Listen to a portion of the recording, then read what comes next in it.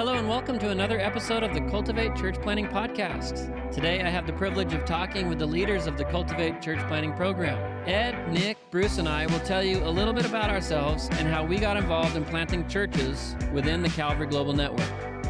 Bruce actually hijacked the hosting role today, so I get to talk a little bit more about my own story in this episode. I hope you enjoy. The Cultivate Church Planting podcast is part of CGN Media, a podcast network that points to Christ. Check out cgnmedia.org for more great shows and ways to support the ministry. All right, welcome to the Cultivate Church Planting podcast, and I'm joined once again by my best friends, the Cultivate leadership team, and the four of us here in this room are working hard and tirelessly. Most of us, Bruce has worked his fingers to the bone working on Cultivate, and we had an episode, previous episode, where we talked about the details about the Cultivate program and the coaches, the mentors, all the different steps involved to it. And we want to follow that up with an episode just about the guys here. Getting to know you. Yeah, getting to know you would be a good way to put it. And also some of the things that we have learned on our church planting journey and some of the reasons why we were selected by our fearless leader, Nick, and by Brian Broderson to be part of the program. So I'm looking forward to talking with you guys again. How are you? Good. It's good to be here, Ryan. All right. Thanks, Ed. That was the voice of Ed Compion, who is, as you heard in the last episode that we recorded together, a world-class missionary, world famous. Not famous. I wouldn't say Are you that. famous? He's kind of famous. How many people know about you? 3. Actually, my wife. My wife, too. Yes. When I mentioned your name to my wife, she's like, I know who that guy is. Oh, I've got some cred. See? I didn't realize. So, Brian, why don't you tell us how your church planting journeys, plural, because you have a unique experience You're a as serial planter. A serial planter, yeah. Cereal. Okay. Thanks for asking, Bruce. I rarely get to talk about myself, you know. That's why I'm asking. Well, yeah, we've planted a few churches. We started Which was the first one? in Uganda. Yep, Uganda, East Africa, in Kampala, which is the capital city. And we were part of a church planting team. I wasn't the lead pastor or the senior pastor on that team, but we were part of the team. I was 23, my wife was 22. We had a 1-year-old son, our little Judah, who actually just got married recently. He's 23 now, I think. And Lynn was pregnant with our second daughter, Julia. And so we moved to Uganda with $1,000 and no pledged monthly support, but a church that said they wanted to support us, but we found out couldn't really, and which is another story for another episode. Yeah, and you became the lead pastor of that church. Yeah, within that first year. Yep, I did. I became a pastor by default at the age of 24, and it was great. Yeah, it was the pastor was called back to the United States for various reasons, and I was asked to take the church and be the pastor. There was about 50 or 60 people coming at the time. How were you trained? How was I trained? Yeah. Did you receive any training as I was trained at Calvary Chapel Bible College, Marietta. Yep, representing. You want to hear a funny story about my training at Calvary Chapel Bible College, Marietta? Nah. Well, no, We'll be the judge of how funny it is. It's not the story of when I was there at this. There's lots of those kind of stories, but I don't think I've ever told this publicly, so it's a first. But you asked. Now we're leaning in. We're leaning in now. So it's kind of funny because I worked at the conference center just after Costa Mesa bought the property, doing landscaping right out of high school. I wasn't even really a Christian. My dad sent me out there. He's like, you want to move to California? I was like, yeah, California, from New Mexico. So we moved out, or I moved out. I worked for room and board at the Marietta Hot Springs with a bunch of other guys that were working there. And so as I was working there, I gave my life to the Lord. They opened up a little coffee shop on the property. It used to be a bar there, and they turned it into a coffee shop, and they had a Bible study. And I grew up in the church, so I ended up coming back to faith. I knew the truth, but I wasn't living it. And so then I started attending the Bible college there when it moved down from Twin Peaks, which is, it's back at Twin Peaks now, what's the original, and then it moved down to Marietta, and I started attending that first semester. Actually, the second semester, because the first semester I was just working landscaping, and all these kids were there having fun and learning the Bible and doing all their thing, and I was just mowing lawns and installing irrigation, so I wanted to go to Bible college. And so I went to school there 2 years. It's a 2-year program. For those of you who are not familiar with the Calvary Chapel Bible College, a 2-year associate's degree program, and I went those 2 years, but I did not graduate after that second year. And one of the reasons is because I ruptured my spleen my fourth semester. Wow. Yep, a guy Is that the funny part? It wasn't funny. No. Yeah, no, it wasn't funny. I almost died, actually. I'm waiting for the funny part. Yeah. And that's the story. And so I'm still here. Oh. And then I had to drop some classes and ended up leaving after that last semester, but I didn't have enough credits to graduate.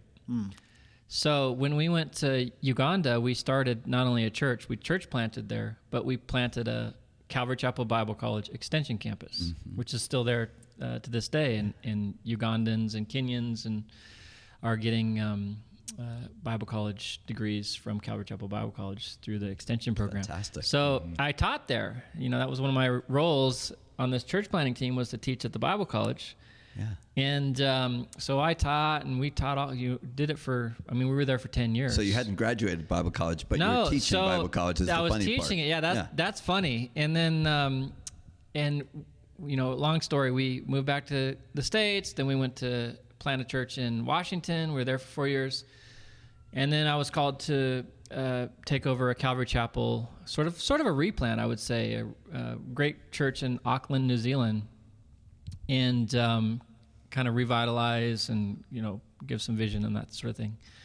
And in order to get into New Zealand, I had to have my Bible college degree.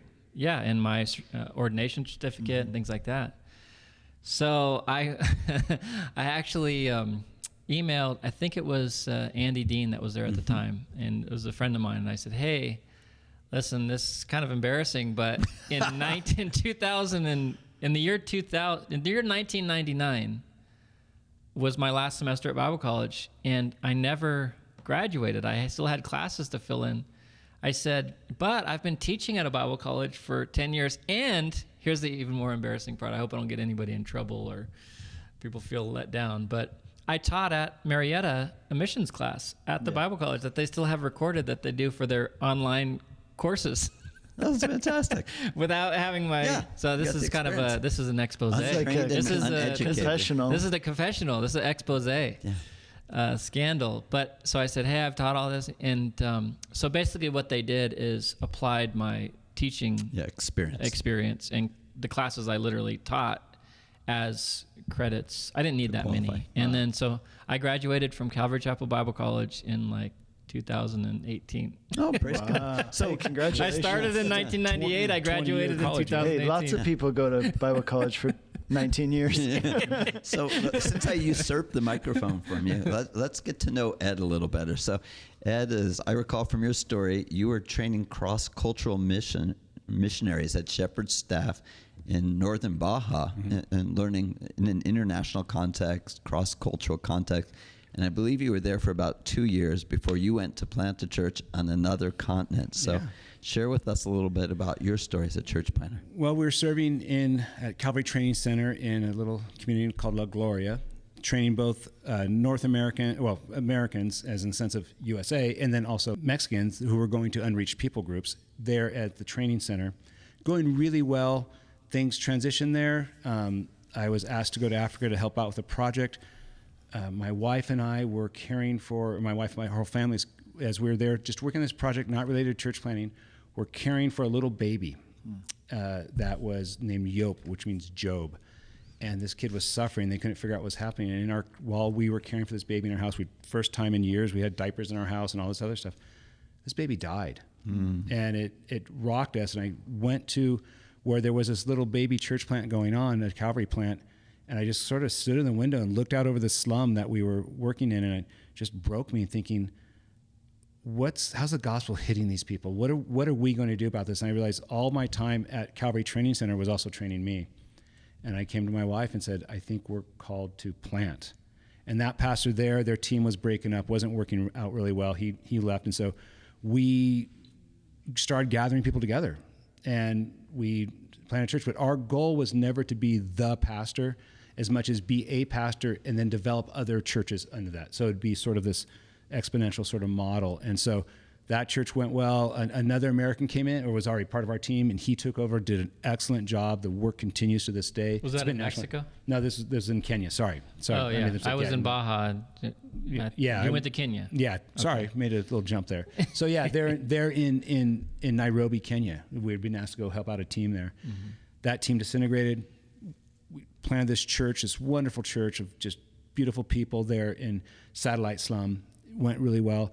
About a year later, we turned that over to the American missionary. We went on over to another slum called Githurai, and God just worked there. But again, from there, we were able to establish. Aren't those the largest, like the largest slum in the world kind of thing? Or one of those no, in Kenya it's one in South Africa is the largest, but it's among the Kibera, which is a group we worked with also, is one of the largest. It's about 1 million people in just a little over a square mile. In 3 square miles, yeah. You know, Ed and I met, we've known each other for a long, long time. Yeah. Me and Ed. Since the 60s. Since the 60s, yeah. Yeah. When I came How old over are you? How old am I? We went in the 60s. Yeah, we're 57. Yeah, So, okay. Yeah. So, Ed, Hippies, just the two hippies we one met. of the things how were you trained?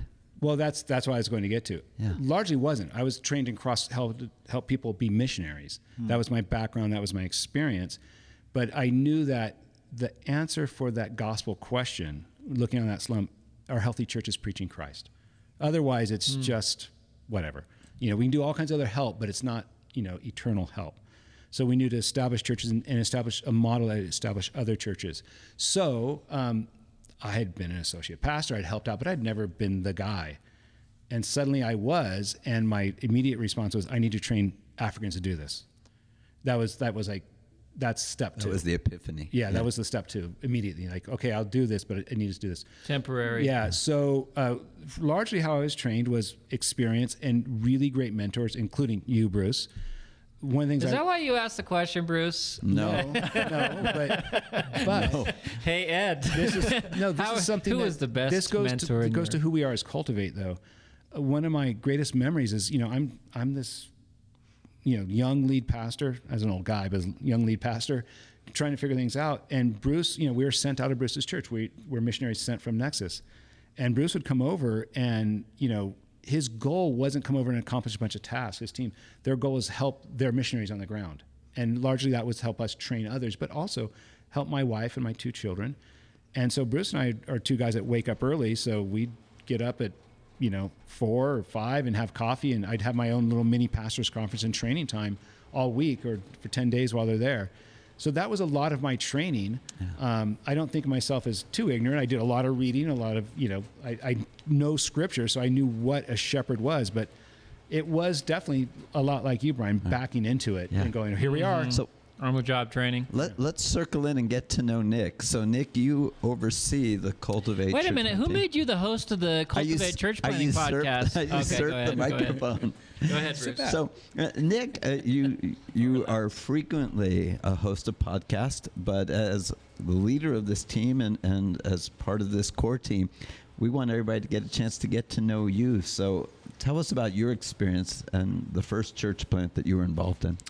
Yeah, I moved to Hungary when I was 18 years old with the intention to stay there for 8 months and then come back to Colorado and be a ski bum. That was my aspiration in life. Noble. I moved to Hungary, which is the flattest country in Europe, which, I guess maybe like the Netherlands might be flatter. But Hungary, if you look at it on a map, with the it shows the elevation. In the Netherlands? I thought there was skiing. No. But Hungary is like It's like Florida, It's Brian. a flat spot surrounded by mountains. So I moved from the mountains to basically like the Kansas of Europe.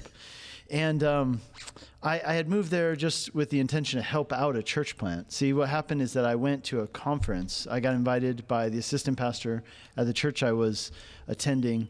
And we went to this conference, and I saw what was happening there. And I was like, wow, this is like what I read about in the book of Acts. You know, it was churches being planted, and then those churches serving as the locus for evangelism, for discipleship, and then sending out more churches. I was like, this is amazing. This is something that I want to support. I didn't necessarily think at that time that I would be a church planter or that I would ever be a pastor. I just wanted to be, I was like, these guys are doing something really significant, and I just want to help them, whether that's, you know, cleaning the carpets, whether it's moving chairs. I don't care. I didn't have any money. The only resource I had was my time and myself. And I thought, well, I'll help these guys out. That'd be a good use of my life. Because I was just... Were you married at that point? No. Okay. I was single and just didn't have a lot of direction in my life. Like I said, I wanted to snowboard, and then I had nothing beyond that. So I moved out there, and my plan was to only stay for a few months. Once I got out there, I realized that I was able to actually really contribute. We started a youth group. We did a big youth outreach that was very successful. A lot of kids came into the Lord, and we were discipling them. And I'm like, I've got nothing back home. I'm just going to stay here. They need my help. And so I stayed indefinitely. That turned into 10 years. I got married out there, had 3 kids. Now we have 4. And then I planted 2 churches. So it was a church planting mission. I was helping out in a church that was pretty established by that point, and had a Hungarian pastor. I was serving under him. But, you know, just it was the water we swam in there in Europe and in Hungary particularly. It was just like, this is what we do. We plant churches, we do evangelism, and we disciple people, then we plant more churches. What's it like over there today? Is it the same kind of feeling, or what's the change? And you know, what happened is that after a lot of the American missionaries left, so I came there, and it was already in process of a lot of American missionaries had planted churches, but they were handing them over. So it's kind of 50-50 at that point. Now there's over 20 Calvary Chapel churches across Hungary, which is pretty significant because it's not a huge country. And now I think there's only 1 or 2 American pastors or missionaries still there. And some of the ones who are there, they're long-term guys. They've made that their home. Like integrated into the culture exactly. completely. So it really has become an indigenous thing in Hungary. And now those guys are planting churches. But I know that definitely there's a sense among them where now they've kind of come into their own, and now they're planting churches without, you know, other people telling them that that's what they should do. It's become... You passed it on. Yeah, it's become their own thing. They have ownership for it 100%. And it's really cool. So they've got Hungarian churches sending out Hungarian church planters, and that's awesome. So how were you trained? How was I trained? Here's the thing. I didn't go to Bible college. One of my thoughts was maybe after my stint in Debrecen in Hungary, where I started, that I would go to Bible college. So during those 8 months that I was there, the initial 8 months, I got to know some of the people, and they were moving the Calvary Chapel Bible College Europe at that time from Austria to Hungary, but it was delayed a semester. And so I got to know a lot of the teachers. They started the Hungarian version of it before they brought the international version from Austria. So I got to know a lot of the teachers, and I was telling them, yeah, maybe I'll go to Bible college. And I remember one of them specifically told me, well, you know, we're training all these people in the Bible college to do what you're currently doing. So maybe you should just keep doing that. And he was like, well, you can get the knowledge, like the, you know, biblical knowledge and things like that. There are other ways to get that. And I thought that was kind of cool and honest of him. And so I followed that advice, and I sought to educate myself as much as I could. And I also was working in that church there in Debrecen and getting discipled in that church and getting trained. And like I said, because it was the water we swam in, I was also being trained in how to plant a church, how to do all these different aspects of ministry that were needed. So it was much more of an apprenticeship than a classroom setting. Yeah, residency. Yeah, it was very much like that. And then once I started going out, here's how I started going out. We started Bible study in this other city, which is 120 kilometers away. which because of transport calculated about 2.5 hours of travel. And so as I would go there, I didn't move to the city at first. I stayed in Debrecen, where I taught a midweek Bible study in the church, like a church service. And I had some significant ministry to do while I was going out. And then I would go out, I would encounter things. And then I had the pastor there in Debrecen to talk to about what I was encountering. And I found that to be a really helpful way to be trained. So I was trained in that sense, not in a classroom. But relational mentoring. Yes, absolutely. And it was very valuable and very helpful. And then after I went out, there was follow-up and check-in. And I ended up, by the way, going and doing formal education London in Theological the university. Yeah, so first I went to Gloucester for my bachelor's, then I ended up going to London for my master's. But I did do that, but I would just say, like, that was very helpful, but it wasn't necessarily helpful in planting a church. It was helpful in pastoring. It was helpful as a burgeoning theologian, but not so much in pastoring. It was really that mentoring, relational stuff that really helped me be prepared to plant churches. Yeah, we value education. We're not opposed to education. We recognize that education alone won't qualify someone for church planting, but we encourage that. So we ended up planting 2 churches. So we planted that first one, and then a few years in, I told the church, and I remember they were kind of shocked, like, "Are you serious?" I said, "Now we're going to plant another church." And super exciting. Yeah. Yeah. Well, we're going to circle back to that. But Brian, let's follow up with you, man. You were telling about your church planting. And so you... Are you having fun, Bruce? This is the most important question that we're having right here. Ever. Okay, good.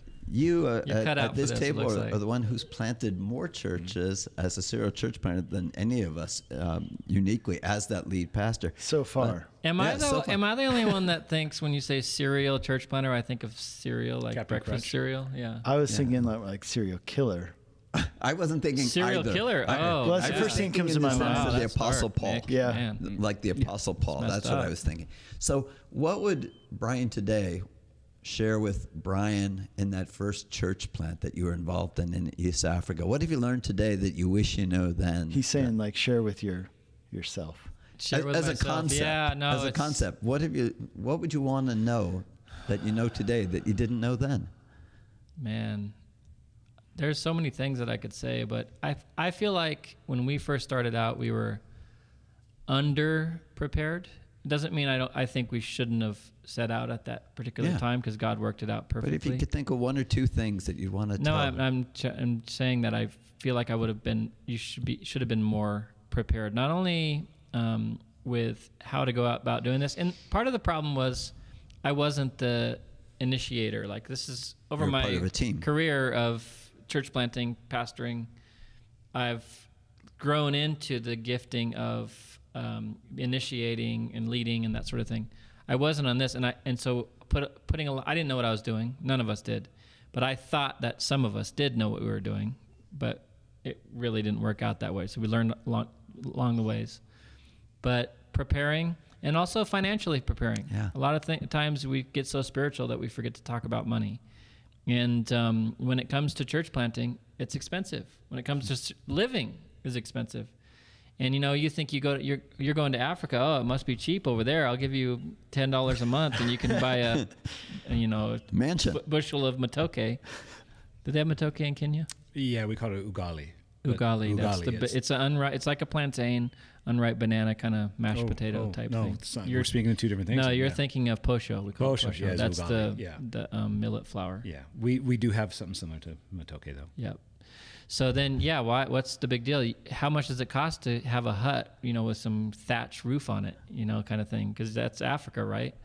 And people are very ignorant, and I was too. And turns out we were moving to a big city with actual costs of living and bills, and especially if you have to live in a place, which we did, that is more secure than some of the slum areas that, of the people we were ministering to.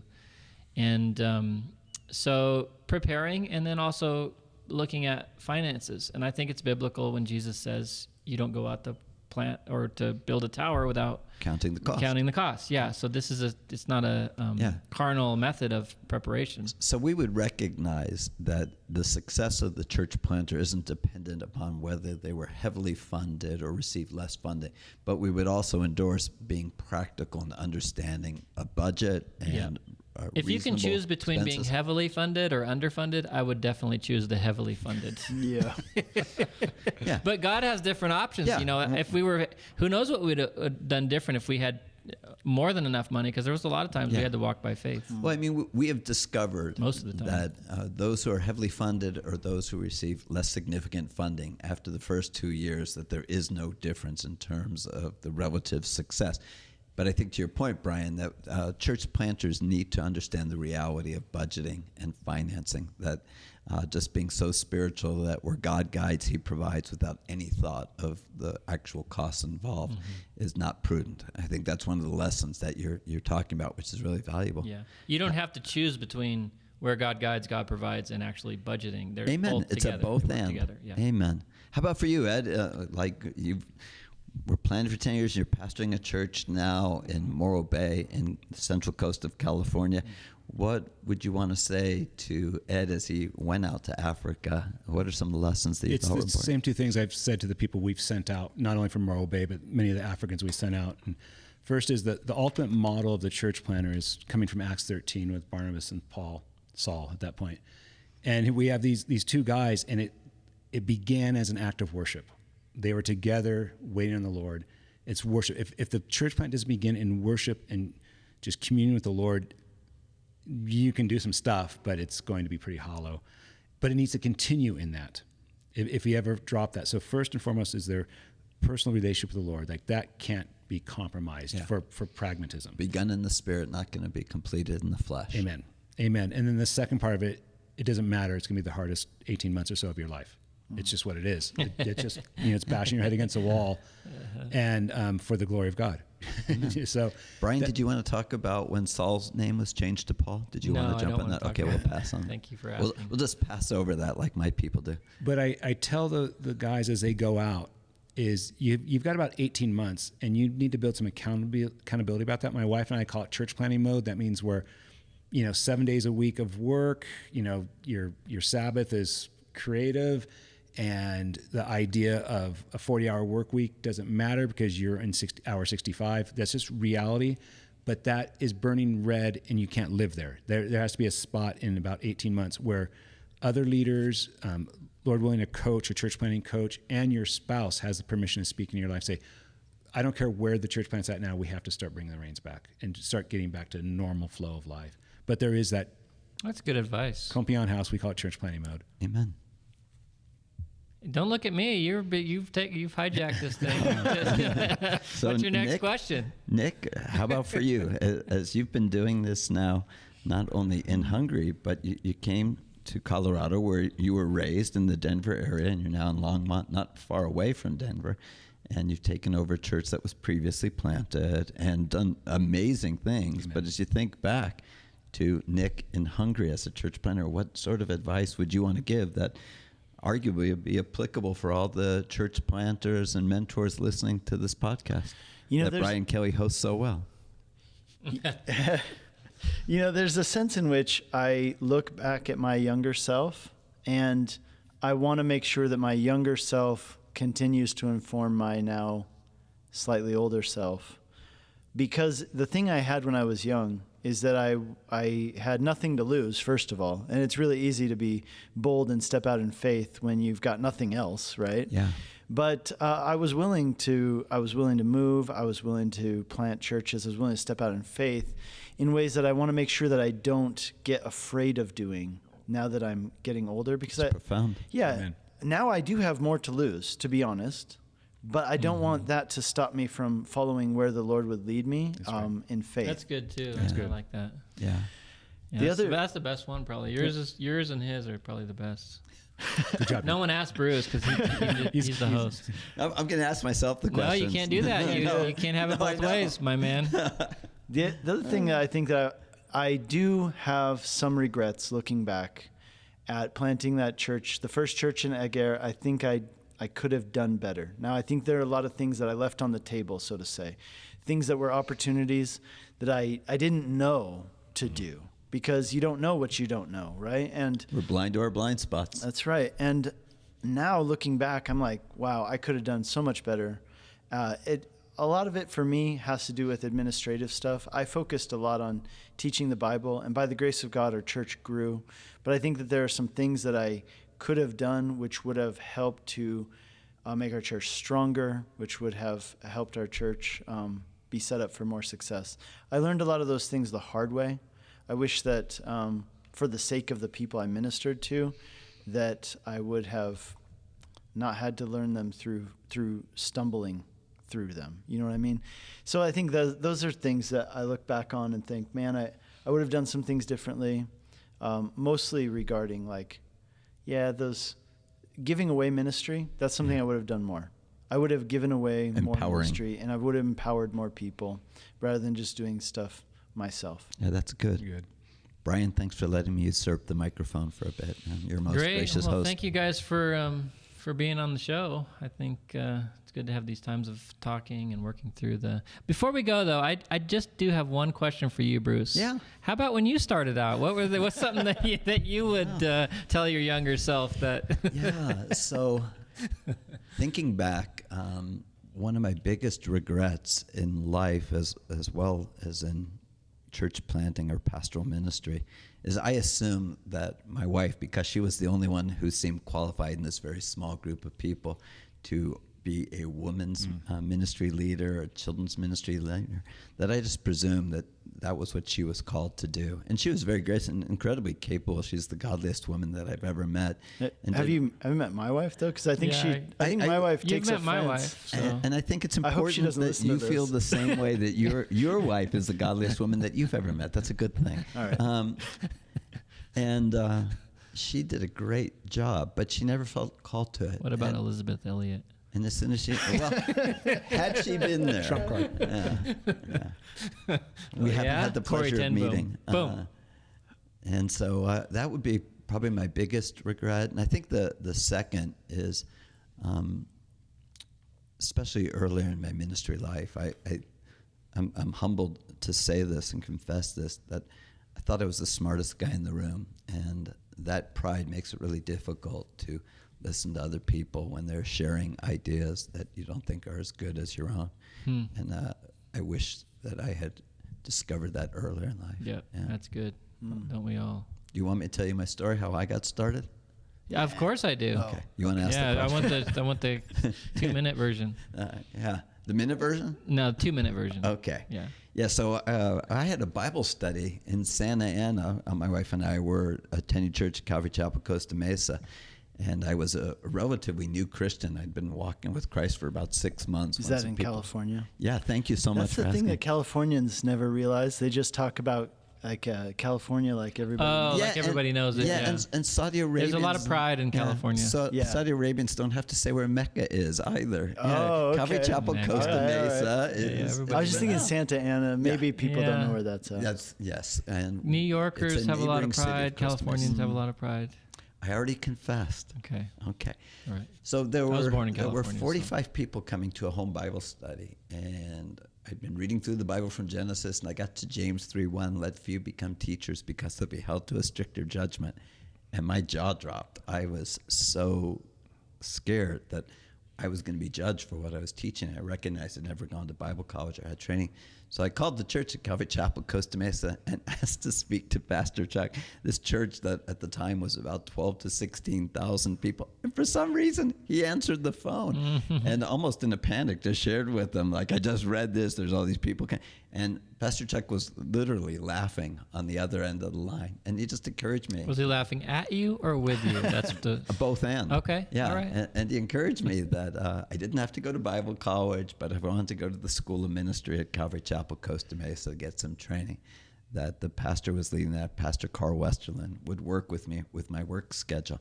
And so I had no aspirations to be a pastor or a church planter. I just felt that conviction with these people coming. And God was very gracious. You already had an established career. I did. I was practicing law. I was an attorney at the time. And so I had a very comfortable life. What's your favorite lawyer joke? My favorite lawyer joke? Oh, a pastor, a rabbi, and a lawyer walked into a bar, and it was Bruce. Wow. I've used that one. I've used that. That's a good one. Well, I have to say, Bruce, you are a great pastor. You do have a lot of knowledge and wisdom, and we appreciate you being part of the team. And great to have you. Great to have all you guys Good to be together. on the show today. And it was a good one. I love talking about real world stuff, what we're going through. And if you want to get more information on Cultivate, cultivatechurchplanting.com. And we will see you next time. Thanks, guys. Thank you.